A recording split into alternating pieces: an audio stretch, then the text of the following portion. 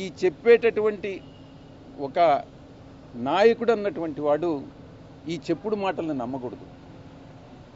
చెప్పుడు మాటలను నమ్మితే నాయకుడు నష్టపోతాడు, ప్రజలు నష్టపోతారు, పార్టీ నష్టపోతుంది.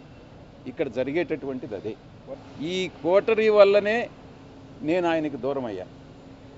నేను ఇంకోటి, ఆయన జగన్మోహన్ రెడ్డి గారితో నేను మాట్లాడినప్పుడు నేను చాలా స్పష్టంగా చెప్పా, సార్ మీ మనసులో నాకు స్థానం లేదు, నా మనసు విరిగిపోయింది, మీ మనసులో స్థానం లేనప్పుడు ఈ పార్టీలో కొనసాగాల్సినటువంటి అవసరం నాకు లేదు, కాబట్టే నేను ఈ పార్టీ వదిలి వెళ్ళిపోతున్నాను. మీ చుట్టూ ఉండే వాళ్ళ చెప్పుడు మాటలు విని మీరు తప్పుదోవ పట్టొద్దు. మీకు ఎవరు నిజాలు చెప్తున్నారు, ఎవరు అబద్ధాలు చెప్తున్నారు అన్నటువంటిది మీరు పూర్తిగా అర్థం చేసుకోండి. అర్థం చేసుకొని మీరు నిర్ణయాలు తీసుకోండి.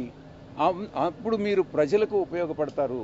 మీరు నాయకులు, అధినాయకులు, ముఖ్యమంత్రిగా 5 సంవత్సరాలు పనిచేసినటువంటి అనుభవం ఉంది. భవిష్యత్తులో కూడా మీరు ఇంకా ప్రజలకు సేవ చేయాలి. కాబట్టి ఈ చుట్టూ ఉండేటటువంటి వాళ్ళ మాటలు వినవద్దు అని నేను ఫోన్లో మాట్లాడినప్పుడు లండన్కి నేను చాలా స్పష్టంగా చెప్పాను. నా మనసు విరిగిపోయింది కాబట్టే నేను పార్టీ నుంచి బయట వచ్చాను.